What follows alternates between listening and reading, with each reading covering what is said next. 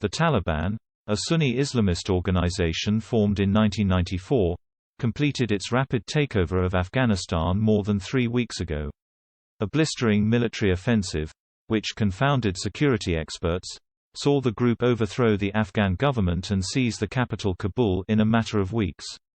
The Taliban's dramatic inroads in Afghanistan were sparked by the U.S. withdrawing its troops from the country after 20 years.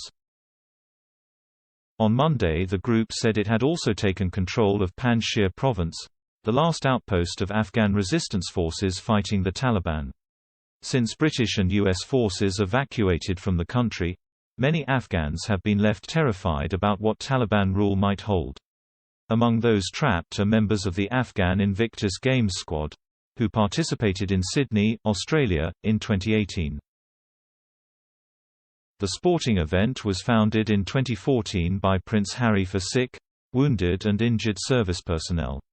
As the Taliban closed in on Kabul, the Telegraph spoke to one member of the Invictus team, who gave his name as Afshar, about life under the Taliban. Afshar, who met Harry at the Sydney Games, told the paper, "If they find me they will kill me."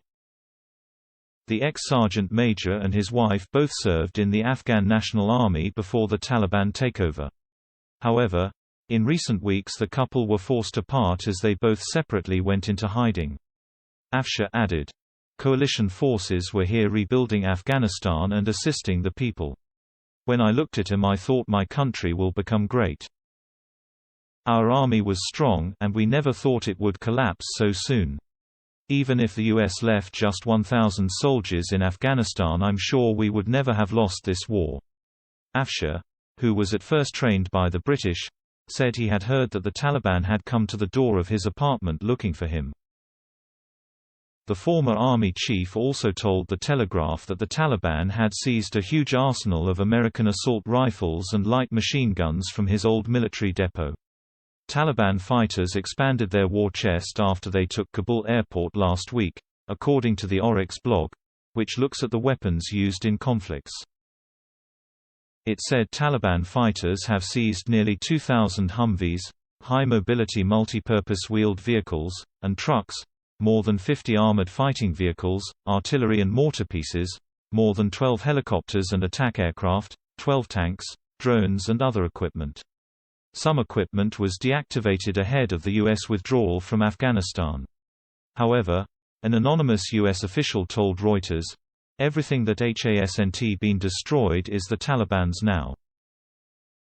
Ahead of the Taliban's takeover, Prince Harry issued a joint statement with Invictus Games CEO Dominic Reed, and chair of the Invictus Games Foundation, Lord Allen of Kensington CBE.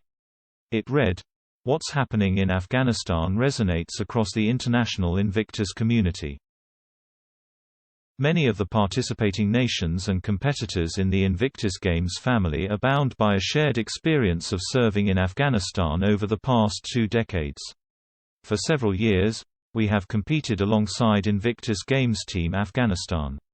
We encourage everybody across the Invictus network, and the wider military community, to reach out to each other and offer support for one another.